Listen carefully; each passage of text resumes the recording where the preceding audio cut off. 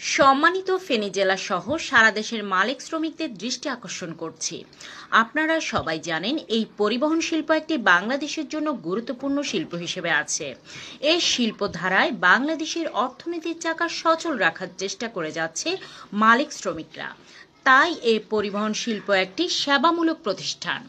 এই পরিবহন শিল্পের মান উন্নয়নের লক্ষ্যে আমরা যারা কাজ করে যাচ্ছি, আজ আমরা লক্ষ্য করছি যে আমাদের কিছু অসাধু মালিক এবং চালকের কারণে আজ আমাদের পরিবহন মালিক শ্রমিকদের সম্মান ক্ষুণ্ণ হচ্ছে।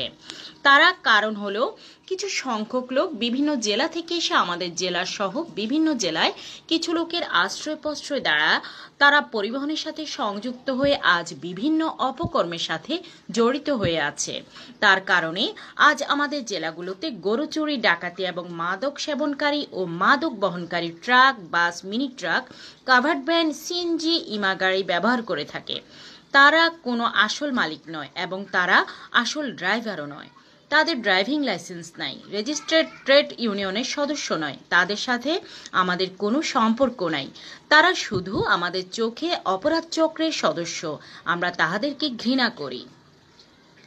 তার জন্য আমাদের ফেনী জেলার ট্রাক, মিনি ট্রাক ও কাভার্ড ভ্যান মালিক শ্রমিক ভাইদের প্রতি আমাদের অনুরোধ থাকবে, আপনারা যখনই ড্রাইভার নিয়োগ দেবেন চরিত্র সম্পর্কে জেনে নেবেন, সে মাদক সেবনকারী কিনা, অন্য কোনো অপরাধের সাথে যুক্ত আছে কিনা ভালো করে যাচাই বাছাই করে চাকরি দিবেন।